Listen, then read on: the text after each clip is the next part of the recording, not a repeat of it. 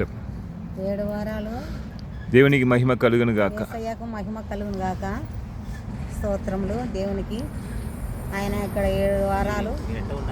మీ పరిస్థితి ఏమిటి? మొదట మీ పేరు ఏమి చెప్పండి. చాలా ఇదిగా ఉన్నాను, చాలా పడడం చేయడం. ఎన్ని సంవత్సరాలు మీకు? 30 దాటినాయి. 30 సంవత్సరాలుగా పోతాంది వచ్చంది పోతాంది. ఏది దురాత్మ అభవాది సైతాన్ శోధన చాలా హింసించింది, చాలా బాధలు పెట్టింది, చేసింది. 30 సంవత్సరాలుగా 30 సంవత్సరాలుగా దేవునికి స్తోత్రం. ఇప్పుడు మందిరానికి పోతా, ఇక్కడ 30 సంవత్సరానికి మందిరానికి పోతూనే ఉన్నారు మీరు. విడుదల రాలా? అది ఇడిచిపెట్టి వాళ్ళు ఎప్పుడు రెయ్యింబగులు. కాబట్టి ఇక్కడ 7 వారాలు తిరిగిన యేసు మహారాజుపట్నం సియోన్ సంఘంలో ఈ కొండపైన ఈ నాన్న అయ్యగారు ఇద్దరు వచ్చి రమ్మని పిలుచుకొని వచ్చినారు. నాకు 7 వారాలకు సంపూర్ణ విడుదల, సంపూర్ణ స్వస్థత ఇచ్చినాడు దేవుడు. నేను నమ్ముచున్నాను దేవుణ్ణి, మిమ్మల్ని గాని.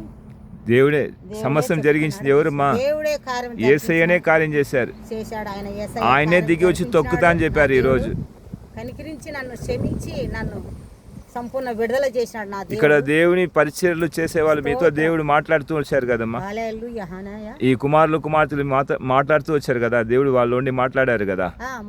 చెప్పినంత నెరవేర్చబడిందా మీకు?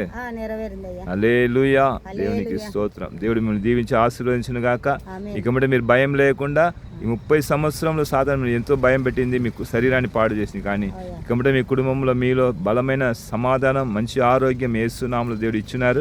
దాన్ని కాపాడుకుని దేవుని మహిమపరచండి. ఆమేన్. హల్లెలూయా. దేవుని నామానికి మహిమ కలుగును గాక. మా జీవితంలో జరిగిన సంఘటనలో దేవుడు పంచుకోమని దేవుడు మాట్లాడమని చెప్తున్నాడు తండ్రి.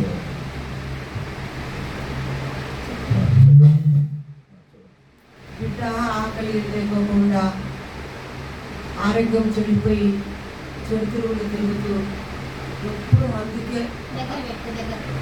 ఎప్పుడు మందికే మా బానిస అయిపోయినాడు. అది లేదు, అసలు ఒక క్షణం కూడా ఉండలేనంత పరిస్థితికి వచ్చేసినాడు.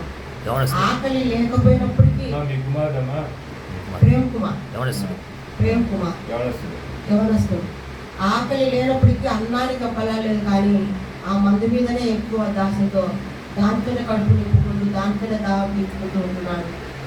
అప్పుడు ఇక్కడ వచ్చినాము పాత్రలకు. దైవజనుడు దావులు మాకు ఎదురై ఇట్లా పరిస్థితి అంటే ఇంటి దగ్గరికి రాండి మాకు ప్రార్థన చేస్తామని చేసినాడు. సోమవారం మీరు పాత్ర పూట పెట్టుకోండి అన్నాడు. పెట్టుకుంటామన్నా. మరి బిడ్డ మళ్ళీ అన్నం తింటున్నాడు, కొద్దిగా ఇంటిపాట్లో ఉంటున్నాడు. ఇంకా దేవుని చిత్తంలో బలపడి ఆ బిడ్డ ఇక్కడికి నడచాలని ఆశ, నడిపిస్తాడని కూడా నమ్మకం. ఏ కార్యమైనా ఆయనే చేయగలడు. ఆశతో వచ్చి ఉంటున్నాను. ఇంకా ముందు ఇంకా ఇంతకంటే గొప్పమైన సాక్ష్యాలు చెప్పుకుంటూ నిలబెట్టుకోవాలని తండ్రి నామానికి మహిమ కలగాలని అడుగుతుంటున్నాను తండ్రి. బయట తగ్గిందా? ఆయన ఇంట్లోనే ఉంటున్నాడా? మందు తాగటం